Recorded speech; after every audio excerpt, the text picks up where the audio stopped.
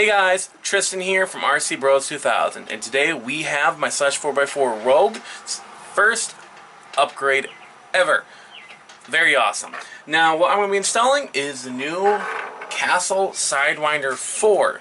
Now I've had this lying around here for a couple weeks now. I've been meaning to do this video, but I haven't gotten to it until right now. So let's jump on in.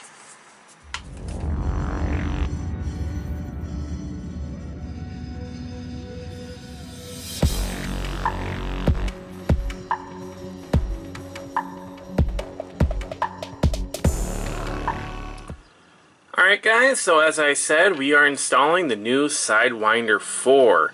Now, one of the biggest things that they did to the Sidewinder 4 over the Sidewinder 3 and SCT is they've improved the thermal performance along with the exterior case design. So what this is going to allow us to do is we're going to be able to push more power out while still keeping the system cooler. Because, well, if energy is being used up in making the ESC hot, we are losing that energy through that way. So that's definitely a big bonus to the new Sidewinder 4, and just that is with the boosted performance. They also made the cooling fan on the top a little bit bigger with a 30mm fan, as well as the new motors look pretty darn good too. This is also a censored motor, so if you have a censored Castle ESC, you can hook them up, but unfortunately the standard Sidewinder 4 is not a censored ESC, so we don't have to do that. Now, of course, we all know with Castle, they don't put a connector on their battery, so I'll have to put a Traxxas connector on that, as well as they don't make any good solution for mounting these outside of tape. So, with my 3D printer, I went ahead and made and 3D printed this little ESC cage design. Unfortunately, I did not incorporate a toggle switch. I'm still kind of working with that, but I have this already set to go. And if you guys kind of can see, at least for the base plate, I kind of took RPM's design and kind of worked with that to design this. It fits perfectly over the ESC as well as the top that holds the ESC down. Kind of works as a mount for the fan itself. So to get this installed, what we need to do is unscrew the 4 screws for the fan, and then just like any other ESC cage from RPM, just slide it on over and screwing down the 2 screws in the corners, and then boom, it works. Now I went ahead and tried to share this design with RPM, thinking they'd be all for it. Unfortunately, they didn't go for it, which is okay. They said that they already had a Sidewinder 4 in their shop, so for now, this is what I have, and they're designing one of their own, so we'll see how that goes. With just the design of the Sidewinder, it is quite difficult, so I imagine theirs would be very interesting. So if you guys do have a Sidewinder 4 and are interested in this print, I do have it up on my Thingiverse page. It will be in the description down below. But with that said, let's go ahead, prep the ESC so we can install it onto the RC. As well as, before I quickly do that, I do want to mention that I kind of messed up when I ordered the combo, and I got the SCT version with the 5mm rotor instead of the 3 2/4, I think it is, off the top of my head. So I had to go ahead and order a bunch of new pinions because I didn't have any 5mm on hand. So I had to do that too. With that said, let's move on to the next bit. Alright guys, so now you guys can see how it all fits together, and it looks good. So all we gotta do now is, with the ESC all prepped to go, is just drop it into place. Drop it down here into this chassis, and we're going to screw in both screws that hold the ESC cage to the chassis. We're going to go ahead and open up the waterproof receiving box by unscrewing the 4 screws that hold it on. So next what I'm going to want to do is feed the wires for both the ESC fan as well as the ESC itself into the waterproof receiver box, just like so. We're going to go ahead and plug the ESC into channel 2, just like so.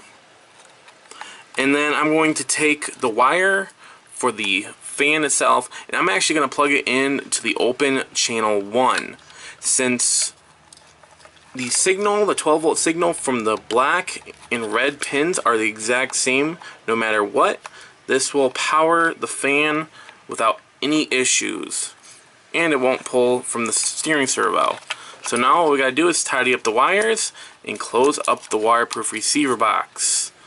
Move the seal back into place so I don't pinch it. And then what we're going to do is feed all the slack into the receiver box and then screw in the 4 screws that hold it on. 2 into the bottom of the receiver box and then the other 2 for the wire tie.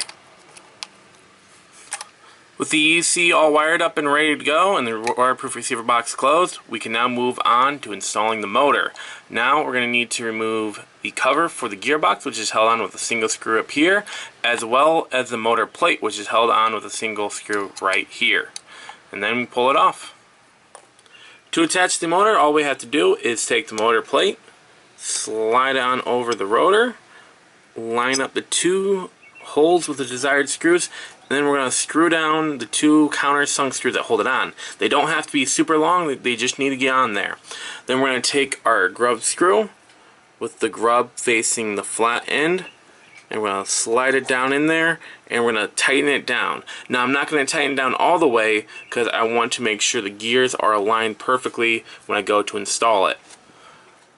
Now we can go ahead and drop the motor onto the chassis. That's easily done by taking this little notch, sliding it down on the little shoulder screw down there, meshing the gears together, and screwing down the 1 screw that holds the plate together.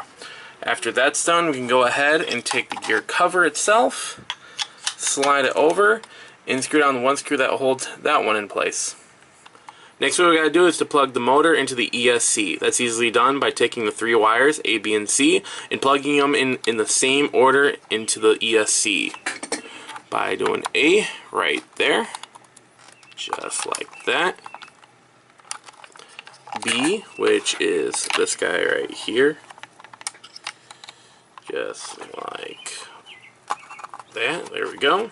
And then finally C, the very back. Now what I'm going to do is I'm going to route all 3 wires, bring them down here, over and up just like that, and make sure I'm clear of all the wires from the drive shaft.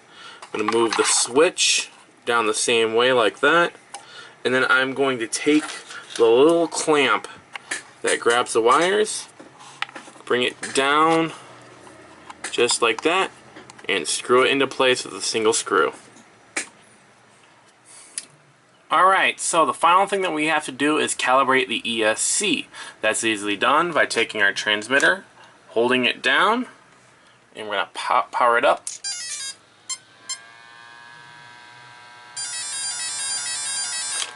Full reverse. Let go.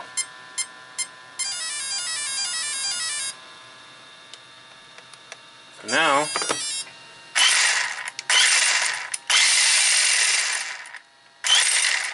we are good. Now that slight rattling that you hear is the Techno drive shaft that is on this RC. I'm going to have to figure out how to stop it from rattling. It's because of the output yoke is slightly too small or big, so it doesn't have a full contact, so when it moves it kind of rattles around a bit. That's an easy fix. But other than that, guys, yes, Rogue is done and installed with the new Sidewinder 4 from Castle, which is awesome. On that note, guys, I hope you enjoyed this video, and I will see you all next time.